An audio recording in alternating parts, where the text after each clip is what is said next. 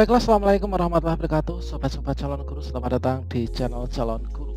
Sobat-sobat semuanya, pada kesempatan ini kita akan memperbarui informasi kalian terkait tentang pengadaan CPNS tahun 2021 ya.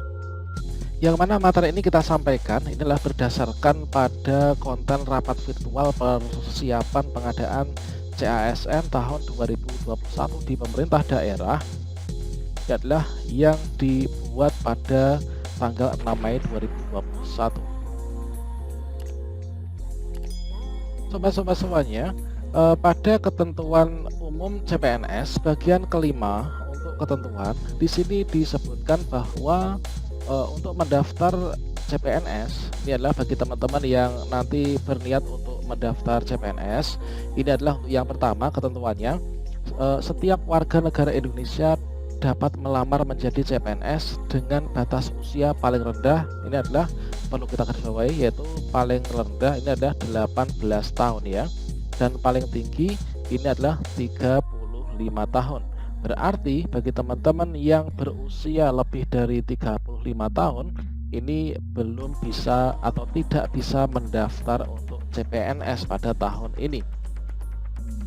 Kemudian yang kedua, jabatan CPNS yang dapat dilamar dengan batas usia paling tinggi 40 tahun saat pelamaran ini adalah dokter dan dokter gigi dengan kualifikasi pendidikan dokter spesialis dan dokter gigi spesialis. Kemudian dokter pendidik klinis, kemudian juga dosen, peneliti dan perekayasa dengan kualifikasi pendidikan strata 3 atau S3 doktor.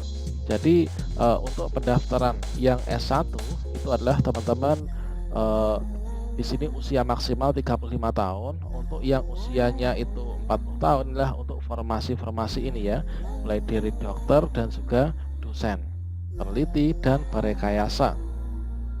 Kemudian pada bagian ketiga ini ya, dapat kita ketahui pelamar tidak pernah dipidana dengan pidana penjara 2 tahun atau lebih. Kemudian pelamar tidak pernah diberhentikan ya, baik itu dengan hormat, tidak atas pembelaan sendiri, atau dengan hormat sebagai PNS, sebagai TNI dan juga Polri. Kemudian di sini tidak dengan hormat sebagai pegawai swasta. Kemudian pelamar tidak berkedudukan sebagai CPNS, PNS, prajurit TNI Polri atau anggota kepolisian. Dan pelamar tidak menjadi anggota atau pengurus parpol. Kemudian pelamar memiliki kualifikasi pendidikan sesuai dengan persyaratan jabatan. Jadi sini teman-teman terkait dengan kualifikasi pendidikan ini adalah terkait dengan linearitas ijazah ya. Untuk masalah linearitas ijazah, yang bisa mendaftar pada formasi tertentu itu ijazahnya harus apa gitu ya.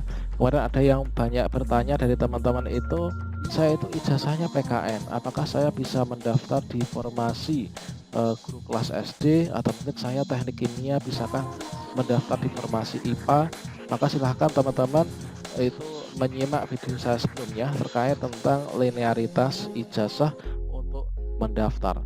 Kemudian pelamar sehat jasmani dan rohani ya, sesuai dengan persyaratan jabatan yang dilamar. Di sini biasanya nanti ditunjukkan dengan surat keterangan sehat ya.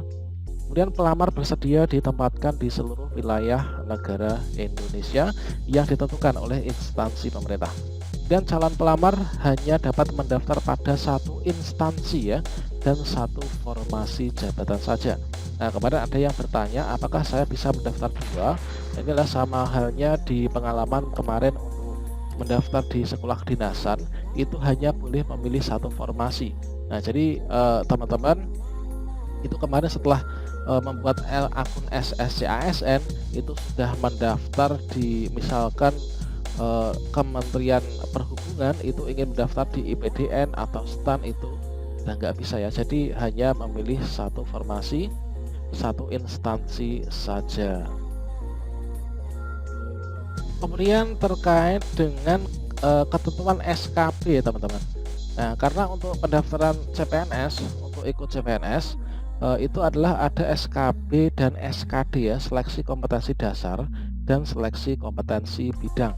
Nah, di sini yang pertama Ini adalah untuk pelaksanaan SKB di pemerintah daerah wajib menggunakan CAT atau Computer Assist Test ya, menggunakan CAT BKN. Nah, di sini pemerintah itu telah menyediakan fasilitas bagi kalian yang ingin mengikuti simulasi atau tryout kira-kira untuk di apa itu tesnya nanti seperti apa modelnya, soalnya kira-kira seperti apa, itu silahkan kalian ikut simulasi CAT BKN ya. Tutorial cara daftarnya itu sudah saya berikan pada video saya sebelumnya. Kemudian teman-teman, pemerintah daerah, nah ini ada pemerintah daerah hanya diperkenankan menambah satu jenis tes selain SKB dengan CAT dan diberikan bobot paling tinggi 40% dari nilai total SKB. Pemerintah daerah ini tidak diperkenankan menambahkan jenis tes ya berupa wawancara. Jadi adanya itu adalah hanya tes SKD dan SKB saja ya. Dalam hal instansi memperlakukan SKB tambahan, misalkan wawancara, selain menggunakan CAT, instansi harus membuat pedoman pelaksanaan yang disampaikan kepada Kemenpan RB paling tidak tanggal 28 Mei ini. Kemudian berikutnya untuk penentuan kelulusan akhir teman-teman, di sini dapat kalian lihat untuk SKD seleksi kompetensi dasar ini adalah bobotnya 40%.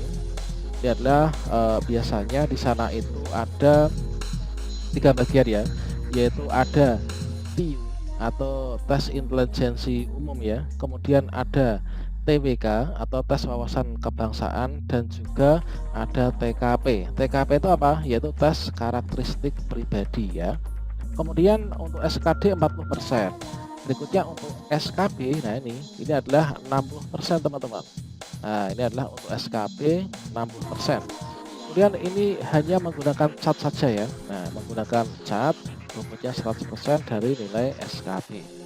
Kemudian CAT dan satu jenis tes lainnya, ini adalah selain wawancara, CAT bobot minimal 60% dari nilai SKB. Kemudian tes lainnya bobot maksimal 40% dari nilai SKB.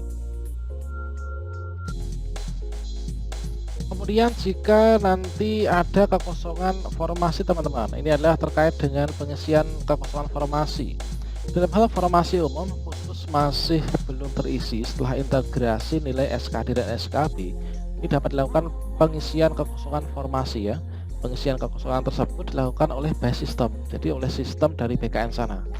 Adapun mekanisme untuk pengisian formasi tersebut ini adalah jika formasi umum belum terpenuhi dapat diisi dari peserta yang mendaftar di formasi khusus pada jabatan, kualifikasi pendidikan, dan unit kerja penempatan yang sama serta memenuhi passing grade SKD formasi umum.